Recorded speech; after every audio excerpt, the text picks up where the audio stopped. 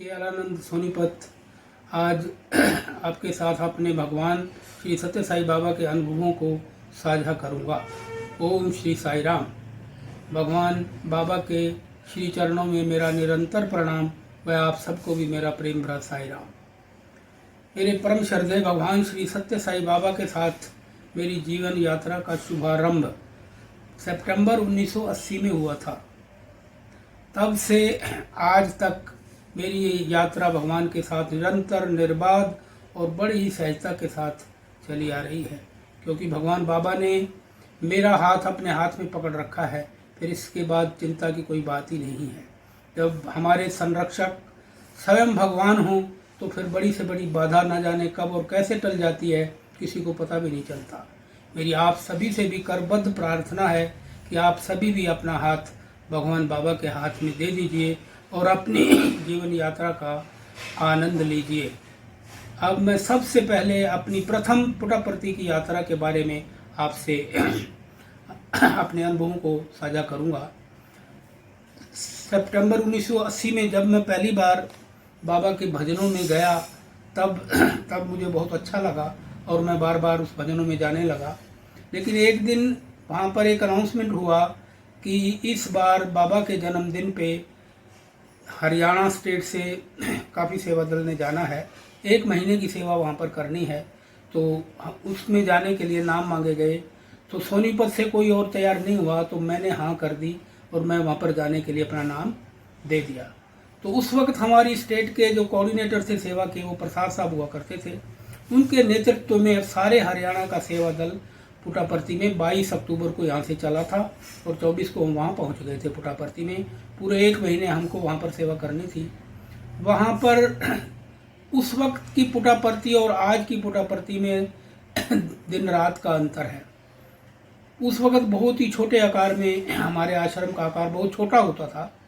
वहाँ पर केवल राउंड ब्लॉक जहाँ पर है वहाँ तक ही हमारे आश्रम का आकार था। उसके बाद पूरा जंगल ही जंगल था। तो हमें उस जंगल की सफाई का काम सौंपा गया था। सुबह 8 बजे से लेके 1 बजे तक और उसके बाद 3 बजे से लेके 5 बजे तक हमें वहाँ पर कड़ी मेहनत करनी होती थी। प्रसाद साहब ने सभी सेवा दल की एक्टिविटीज़ के बारे में जानकारी रखने के लिए कौन कैसा कार्य कर रहा है, अनुशासन में है या नहीं है, एक सेवा दल को नियुक्त किया हुआ था, जो कि शाम को प्रसाद साहब को फीडबैक दिया करता था। तो इस तरीके से हम लोग अपना मेहनत से, पूरी मेहनत के साथ, लगन के साथ वहाँ पर सेवा करते रहे। एक समस्या जो हमें आई वहाँ पर, वो समस्या थी खाने की। वहाँ पर सारा ही खाना चावलों से निर्मित था, तो वो खाना हमें हरियाणा वालों को छूट कम ही करता था। तो इसलिए हमें आश्रम के बाहर एक साईं कृपा होटल हुआ करता था, उस पर रोटी सब्जी की व्यवस्था हो गई हमारी। तो हम लोग दोपहर का खाना लगभग वहीं पे खाते थे और अपना रात को दूध वगैरह पी के गुजारा कर लेते थे। तो एक दिन मैं दोपहर तक सेवा करने के बाद अपना खाना खाने के लिए साईं कृपा होटल पर जा रहा था बाहर आश्रम से। तो पीछे से एक कार आई और मेरे से आगे निकल गई। तो आगे निकल के थोड़ा सा धीरे हुई कार और उसमें स्वामी बैठे हुए थे। मैंने स्वामी को प्रणाम किया। स्वामी ने पीछे मुड़ के मेरी तरफ देखा। मैंने स्वामी को प्रणाम किया और स्वामी ने मुझे ब्लेस किया और गाड़ी आगे चली गई। मुझे बहुत अच्छा लगा कि स्वामी ने मुझे यहाँ पर होने का एहसास कराया कि स्वामी ने मुझे देख लिया है। तो उसके बाद हम अपना पूरा महीना सेवा करते रहे। तो एक दिन हम 7 लोगों को प्रसाद साहब ने वट वृक्ष के नीचे बुलाया। उसने ये नहीं बताया कि क्या काम है, लेकिन हम 7 लोग वहाँ पर पहुँच गए। तो वहाँ पर बताया गया कि आप 7 लोगों स्कार्फ बैच के लिए सिलेक्ट किए गए हो। तब हम लोगों को वो स्कार्फ बैच आश्रम के एक आदमी के द्वारा हमें पहनाए गए और हमें समझाया गया कि इसकी महत्ता क्या है। ये आपके लिए सुरक्षा कवच भी है और आपकी जिम्मेदारी का भी आपको एहसास कराएगा। स्कार्फ बैच बहुत ही पवित्र है। इसकी जो पवित्रता है वो आपको बनाए रखनी है। तो हम लोगों ने स्कार्फ बैच पहन के सबको नमस्कार किया और अपना वापिस आ गए। तो केवल 7 लोगों को हमें ये स्कार्फ बैच दिए गए थे। उस वक्त स्कार्फ बैच को अर्न करना पड़ता था, ना कि जैसे हम आजकल आप लोगों को बहुत आसानी से दे देते हैं, तब ऐसा नहीं था। तो इस तरीके से हम अपना पूरा महीना वहाँ पर सेवा करके वापस आ गए थे। तो बाबा ने मेरे को इसमें वहाँ पर पुट्टपर्ती में होने का जो एहसास कराया वो मुझे आज भी तरोताज़ा रहता है। कैसे गाड़ी में पीछे मुड़ के स्वामी ने मुझे देखा। अब बाबा का 60वां जन्मदिन जब आया तो फिर 1 महीने की सेवा के लिए हम लोगों को वहाँ पर बुलाया गया। तो तब भी मैं 1 महीने की सेवा करने के लिए वहाँ पर पुट्टपर्ती में गया और वहाँ पर हमने पहले अकोमोडेशन की व्यवस्था में हमारी ड्यूटी लगी और बाद में फूड डिस्ट्रीब्यूशन में हमारी ड्यूटी लगाई गई। पहली बार बाबा ने अपने भक्तों के लिए 1 सप्ताह के लिए भोजन फ्री किया था वहाँ पर। तो उस व्यवस्था में हमें ट्रांसपोर्टेशन फूड को ट्रांसपोर्ट करने में हमारी ड्यूटी लगी थी। तो हम साउथ कैंटीन से ट्रकों में खाना लोड करके, जहाँ पर अब नॉर्थ कैंटीन है वहाँ पर डिस्ट्रीब्यूशन की व्यवस्था की गई थी, वहाँ तक हमें पहुँचाना होता था। तो ये कार्य के लिए हम लगे हुए थे। तो इस तरीके से एक दिन एक पतीला मैं और एक यमुनानगर का सेवा दल था, कैंटीन के अंदर से कड़ी का भरा हुआ बाहर ला रहे थे। तो अचानक यमुनानगर वाले सेवा दल ने हाथ छोड़ दिया और वो भाग गया। पतीला गिर गया, ऊपर तक भरा हुआ था और वो जैसे ही गिरा सारा उछल के मेरे ऊपर आके गिरी। कड़ी बहुत गर्म थी, लेकिन मेरा जो स्कार्फ मैंने पहना हुआ था वो सारा उससे लथपथ हो गया और मेरे आगे के कपड़े भी उससे लथपथ हो गए। लेकिन देखिए, मेरे स्कार्फ की वजह से मेरे शरीर को एक जरा सी भी कहीं हानि नहीं पहुंची और मैं बिल्कुल सुरक्षित था। तो इस तरीके से स्कार्फ बैज ने कैसे मेरी सुरक्षा की, ये सुरक्षा कवच के रूप में काम किया, ये जो कि पहले हमें स्कार्फ देते हुए बताया गया था। तो इस तरीके से 23 नवंबर का दिन, जिस बाबा का जन्मदिन वाला दिन भी आ गया और उस दिन मैंने अपनी ड्यूटी शाम को 7 बजे तक की। कुछ लोग हमारे सोनीपत से उस दिन आए थे दर्शन के लिए बाबा के।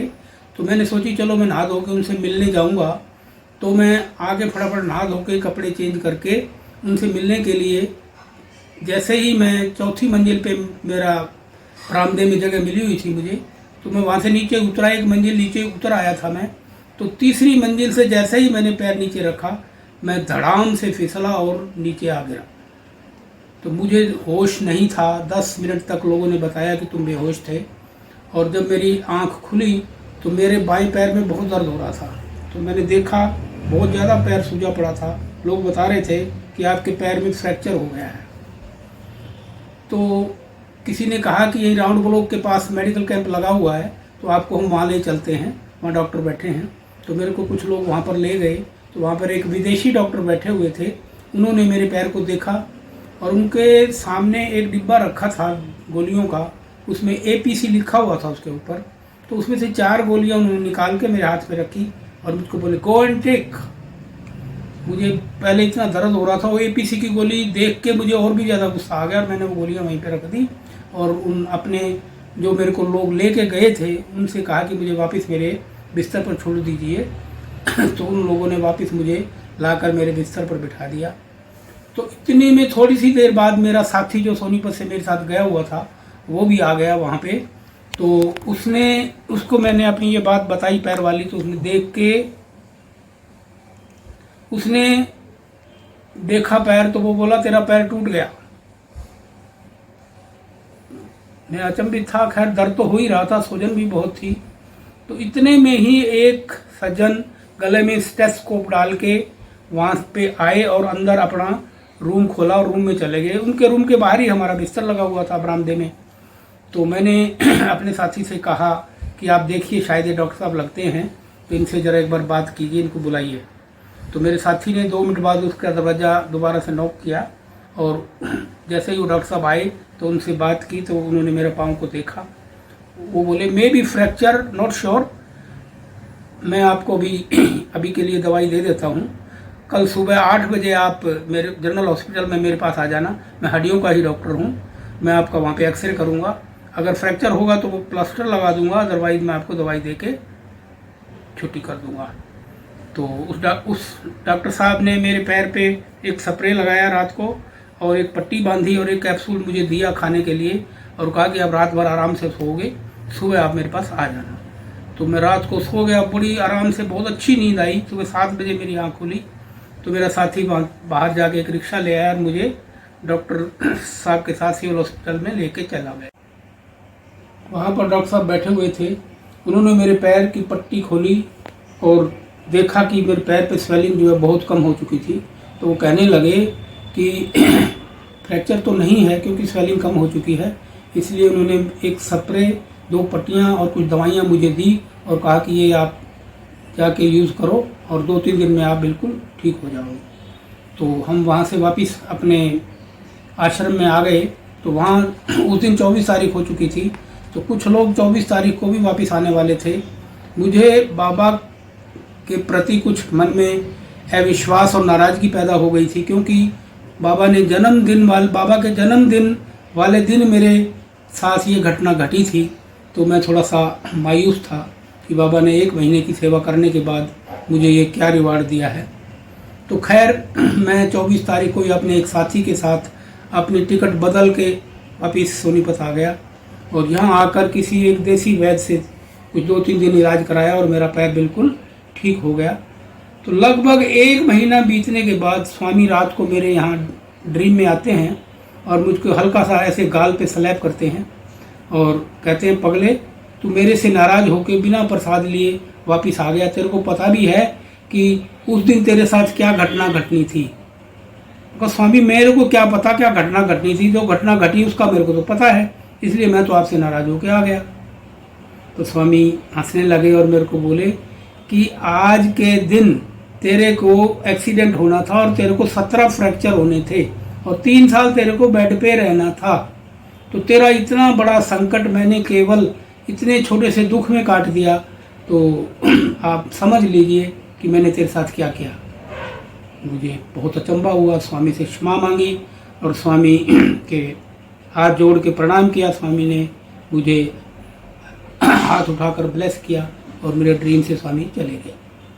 तो इस तरीके से स्वामी कार्य करते हैं। कितने बड़े संकट को स्वामी ने मेरे कितने छोटे से 2-3 दिन के दुख में ही काट दिया।